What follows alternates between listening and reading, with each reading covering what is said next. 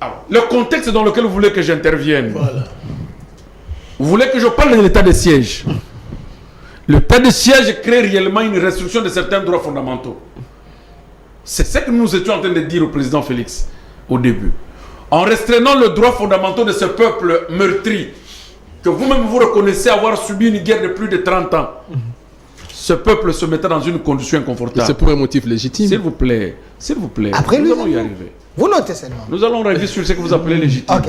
Légitime pour vous. Ce que vous appelez légitime, nous allons y arriver. Nous allons y arriver. Et on me tient l'état de siège. Avec seul motif de dire, sans cet état de siège, Goma partirait.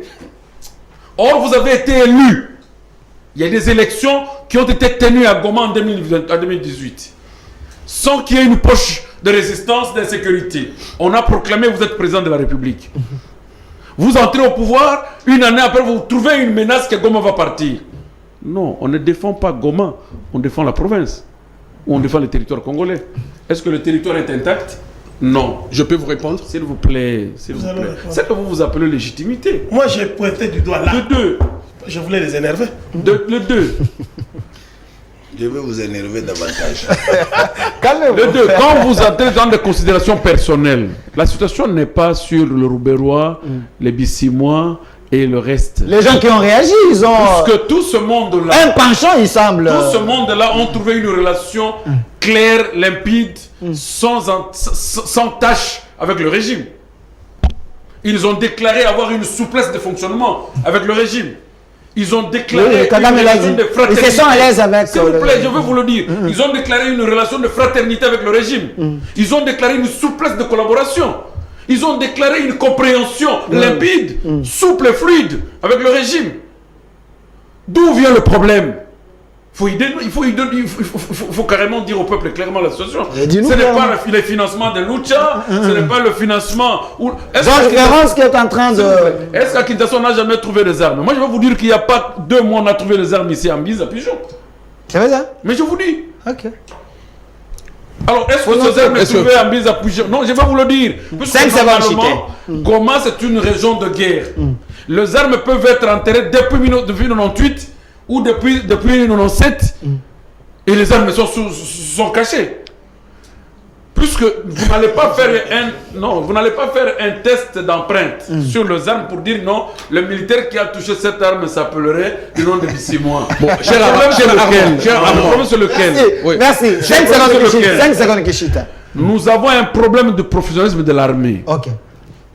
Vous avez parlé de l'infiltration autrefois. Je vous reviens, ce sont des actes dignes d'infiltration. Si vous voulez qu'on y arrive. C'est-à-dire ceux qui ont tué ce Congolais ne sont pas identifiés par l'armée congolaise et ce sont des infiltrés. On a promis qu'il y aura un procès sérieux. S'il vous plaît, ne parlons pas de procès dans ce pays.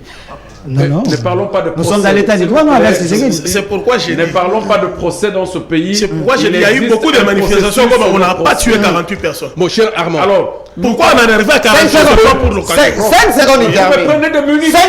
5 secondes, termine. Alors, nous parlons de ceux qui ont tué ou de ceux qui sont morts. Nous déplorons simplement. Si l'armée, elle était totalement... une armée professionnelle qui pouvait faire l'état de siège dans la légitimité, cette armée devait être professionnelle, encadrer le peuple, leur demander que voilà, envoyer un délégué, discuter avec le marchand. Nous avions déjà vu un colonel qui sort, il dit écoutez, qu'est-ce que vous voulez, je veux vous mettre. Et on maîtrise le marchand, on leur dit voilà, nous prenons en compte, envoyons une délégation demain, le gouverneur a intimé tel ordre, tel ordre, tel ordre. Nous avons suivi la marche de Goma, filmé par plusieurs journalistes internationaux comme nationaux. Nous n'avons pas eu un comportement responsable. Merci, maître Armand. Alors, s'il vous plaît, parler de financement de Moïse Katumbi, qui ne condamne jamais. Est-ce que la condamnation de Moïse Katumbi, apparemment, ça devient un problème? Il a condamné le gouvernement. S'il vous plaît, je veux dire un mot. Il a condamné le gouvernement. Il a ciblé déjà. C'est comme si aujourd'hui, Maître Lokeka, qui n'a jamais dit le contraire que le président de la République, il est 100% pour lui. Si, comme celui qui n'a jamais dit que le Rwanda nous agresse, il est 100% pour Moïse Katumbi. Non, mais par quelle bouche veulent-ils entendre Moïse Katumbi condamner le Rwanda? Si les pays les plus puissants du monde ont condamné Rwanda et Rwanda n'a pas entendu, continue à agresser, qu'est-ce que la condamnation de Moïse Katumbi viendrait? Peut-être que Moïse Katumbi... s'il vous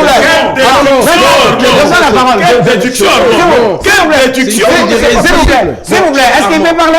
Nous demandons à Moïse Katumbi de condamner demain. Merci. Nous demandons à Moïse Katumbi de tenir un point de presse demain. Je lui demande aujourd'hui, s'il vous plaît. un point de presse demain. Merci. Rwanda, vous nous calmez-vous.